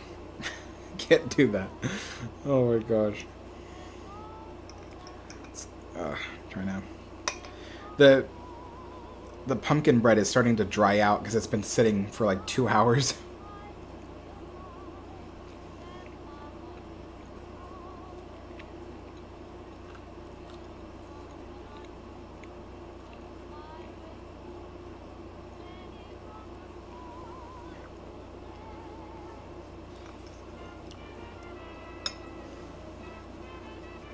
Yeah, sad with books. Pacific CY is right. Don't pay attention to people. I have been bullied my whole life over being fat. The irony is that when I was a kid, I really wasn't fat. I was a little bit chubby, but I didn't have a big belly. I didn't have, you know, giant thighs like I do today. I am much fatter today than I used to be. But even back then, when I was so close to being as thin as everybody else, I was still bullied. You know, I think people have a lot of insecurities that they project. It's funny because I have talked to people who are physically fit and they're like, oh yeah, I don't care about, you know, someone being fat. It's wrong to, you know, to do that. But then those same people, you ask them why they are so obsessed with going to the gym. Like, more than just trying to stay healthy, it's become an obsession. And they go, oh, because I'm worried that someone's gonna, you know, think I'm fat. Or that they think they're fat. Even people who are physically fit or skinny, they worry about the way they look. I think everybody at some stage in their life, at least, has some kind of insecurities about their size. Whether they're too skinny, you know, maybe they're not muscular enough, maybe they're fat. And the thing is when I was younger, I tried to, as crazy as this sounds, I tried to conform and make people happy. I would try as hard as I could to lose weight and whatever so I wouldn't be bullied. But people always find a reason to put you down. You can lose all that weight and be thin, and someone else is just like, well, I don't like the way you talk. Your voice is too feminine, which is something I got, by the way. People would say, oh, your voice is too feminine. I'm like, oh, I'm sorry. Should I go back and change how I was raised and, you know, and learn how to speak for you? Like, I learned over time, I'm like, I learned not to worry what other people think about me. I'm concerned with how I look and how I act. You know, I want to be healthy. That's a totally separate thing from being fat. Like, I'm fat because I allowed myself to get this way after being depressed for years. That's something I can still fix, and I'm gonna try this year. It's part of my resolution to try. But you know, the thing is that you should. This is just advice for everybody. You should always try to do things that make you happy, and not something that makes you just feel good. So that goes for people who eat to feel happy. You shouldn't do that. You should do it to, you know, what am I trying to say? How am I trying to say this? Don't worry about what other people think. They're always going to find a flaw. They're always going to find a flaw. That's just human nature. We find flaws about even the best people we love. And some people amplify those flaws to make themselves despise somebody. And I think that that's what a lot of those people are, those fat shamers. They're people who they found an easy target, and that's what they want to do. Because, again, I lost weight one time just to stop being made fun of for being fat, but then people found other reasons to make fun of me. Oh, you sound too feminine, or oh, you're very nerdy, and, you know, blah, blah, blah. It's like, you can't satisfy people, honestly. So I've just learned to just be like, I don't give a crap. So when someone tells, to this day, I still get bullied on my YouTube channel. They're like, does this guy know how to speak with a baritone voice at all? And I'm like, yeah, but I really don't care. Like, I really don't care. I'm like, when someone tries to make fun of me for being fat or for having a feminine voice, I'm just like, you know what? I'm like, you are so insecure. It is hilarious. That's what I think of those people. So you should never, ever let these fools make you feel that way. If you want to lose weight, it should be because you think it'll make you feel better, or you think it'll make you healthier or happier. It shouldn't be to satisfy somebody else. And so, yeah, that's what I think. That's coming from someone who grew up as a people pleaser. So I've learned I can't please everybody. So, yeah.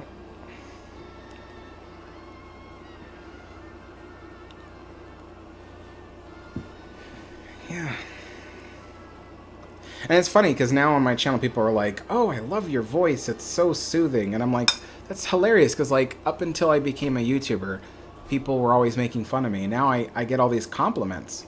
It's so different, you know, when you meet people that are nice. It's so different because, you know,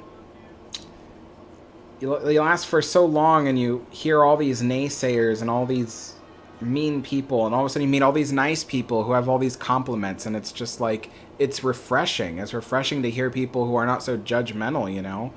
So, it's nice.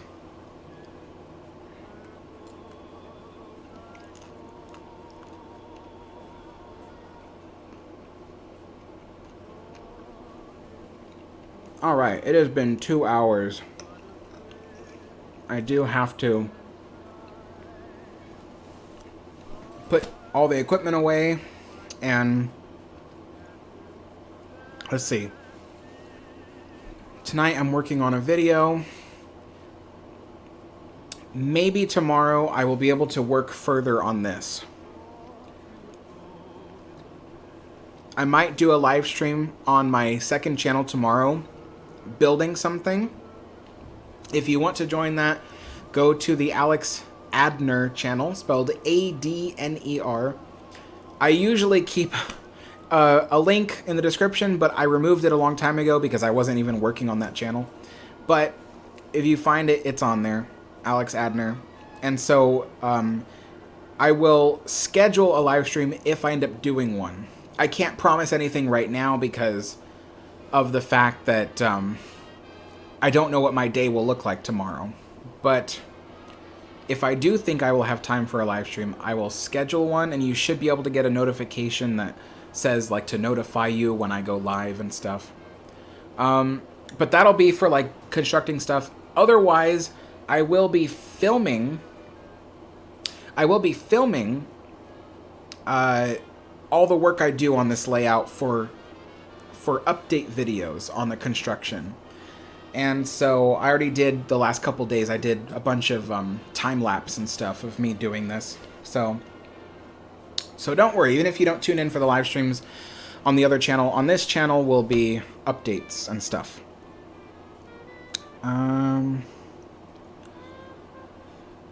Alrighty. Okay. I'm gonna finish this, but I gotta close out the live stream. Alright, folks. Well, thank you so much for watching.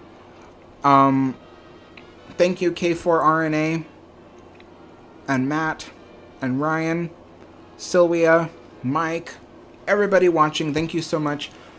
And I will see you all on either Tuesday or Wednesday. Bye-bye.